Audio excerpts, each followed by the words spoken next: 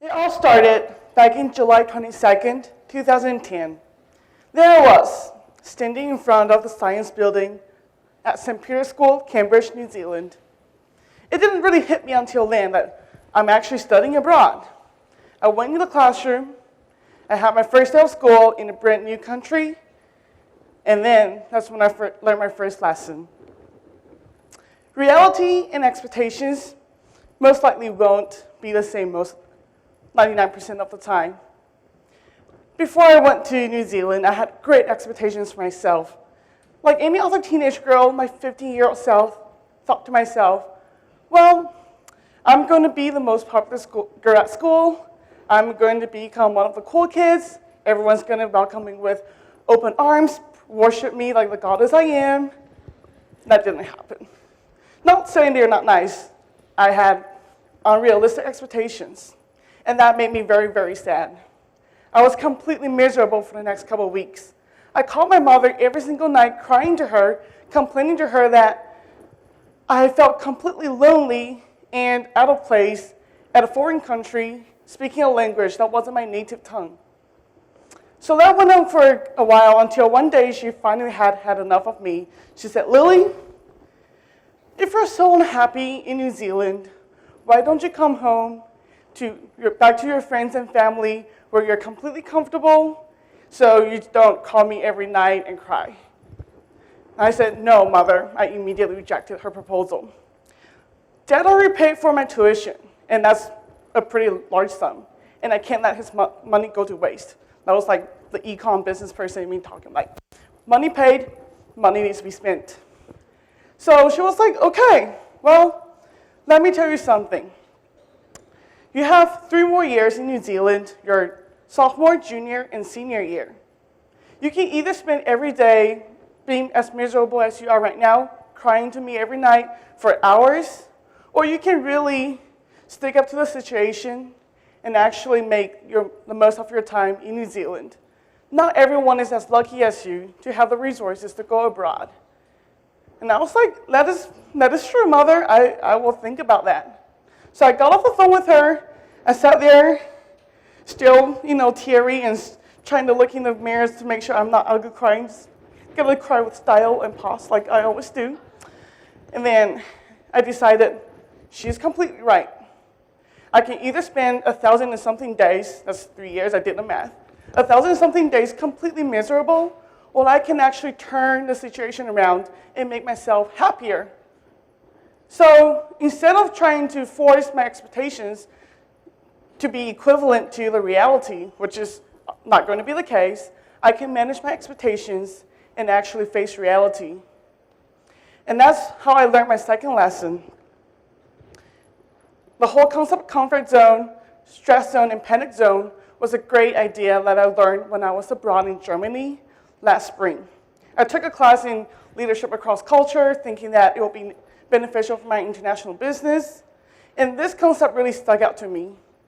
Basically, what the comfort zone, stress zone, panic zone theory suggests is that as human beings, we all have 3 zones around us. Comfort zone is what's closest to us. And I'm sure all of you are quite familiar with the idea of a comfort zone. You're completely comfortable in it. You're happy, you don't want to do anything else that would change your comfortable state. However, because you're so happy, because you're so complacent in this comfort zone, you're not challenged. And when you're not challenged, you don't grow, you don't learn. That's why I encourage you guys to break through into your stress zone. That's where you're kind of uncomfortable, you're stressed because you're being exposed to new things that you're not familiar with. But that's how you grow. You learn something new. You become a better version of yourself. And then the panic zone is the outermost zone. That's where you don't really want to go because that's when you're subject to so many things that you're not comfortable with that your body just goes into panic, shutdown mode and just starts freaking out. For example, you'll be challenging yourself to learn French and German and how to play the piano, taking on a new job, moving to a new city all at the same time, and your body's like, I can't do that. Let's think about it again, girlfriend. So that's why we should stay in the stress zone. The stress is manageable. You take on your new task one at a time.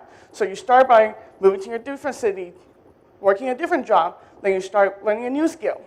One at a time, and steadily you become better.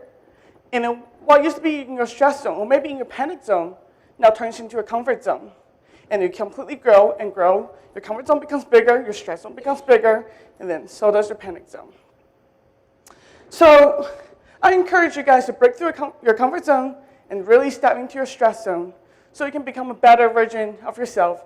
Learn and grow as a human, as a student, as a business leader, as a professional. My third lesson kind of goes hand in hand with my second lesson about comfort zones. So after I decided I'm going to break through my comfort zone, I'm going to, make the most of my time in New Zealand and not be crying every night, I sat down and made a list of things that I would like to try. I was like, this is my chance to reinvent myself. These people don't know me, they don't know my background. I basically have a new identity, I can do whatever I want with this. So the first thing I did to break through my comfort zone was I turned to the girl sitting next to me in commerce class. I still remember that. Her name was Jessica. We became best friends after that. I said, Jessica, would you like to go to lunch with me? We had a dining hall, and it was quite scary. It was worse than Saga. Like, you think the lines at dugout during lunchtime was bad? You should have gone to St. Peter's School and look at the lunchtime dining hall. People were savage. So I was like, I don't want to be alone anymore. I want to make friends. And instead of saying, oh no, no one likes me, no one wants to talk to me, I decided to reach out, break through my comfort zone, using my English skill that I wasn't really comfortable with, and say, hey, you want to get lunch? She said, sure. And that was that. That was easy. So that's why the third lesson is to turn the threats in your environment into your opportunities. As a business student, I love the concept of having a SWOT analysis. Anyone heard of a SWOT analysis? Your strengths, weakness, opportunities, and threats. That not only applies to businesses, that also applies to you as a human being. We all have strengths and weaknesses. We all face different threats and opportunities in our environment. And threats should not be avoided. Threats should be confronted and turned into your opportunities. For example, when I went to Freiburg, Germany, before I landed in Germany, all the German I knew was ja and nein, yes and no. And that was not good. After that, I knew that was a threat to me. So I turned it into an opportunity to actually learn about a different culture, about a different language. I used that as an opportunity to bond with my flatmates. I begged them to teach me German. They laughed at my accent, it was fine. After 4 months in Germany, I was comfortable to go to Starbucks and order a venti Americano in perfect German. They understood me, it was great. So yeah, what used to be my threat, not knowing German, was turned into opportunity to learn and become a better version of myself. Another threat I faced when I came to Illinois Wesleyan was I am not from here, obviously, and I knew nothing about, okay, that's a lie. I knew something about American culture, but I wasn't familiar with it. So instead of hiding in my room and not socializing with anyone, I turned that into an opportunity to learn about the American culture, to become friends with people. What I did was I joined a lot of student clubs on campus, including Kappa Delta sorority and other organizations. And that's how I met so many wonderful, wonderful people on campus. And they helped me grow. They helped me break through my comfort zone. They helped me become a better version of myself. So don't be afraid of threats. Don't let the threats make you retreat back to your comfort zone. It's tempting, it's comfortable. But being comfortable won't let you grow. It won't let you break through. My fourth lesson was, instead of only having international students break through on their own, it should be a two-way street, basically. Fortunately, St. Peter's School and Illinois Wesleyan were both very, very welcoming and accommodating for international students. There were a lot of cultural clubs and workshops on campus that I could go to. But this shouldn't only be an institutional thing. Domestic students or community members, I encourage you to actually take the initiative to make friends with people from international background, to learn more about the international culture. You shouldn't be relying an international student who came from, say, China or Japan, who spoke probably minimum English and make them break through the comfort zone immediately and start socializing with everyone they meet on campus. That's not realistic. Instead, there should be, a give and take. Domestic students, reach out to them, ask them to lunch, ask them to dinner, say, hey, do you want to grab some coffee? And that's a great way to socialize. I love coffee. I will not say no to anyone inviting me to coffee.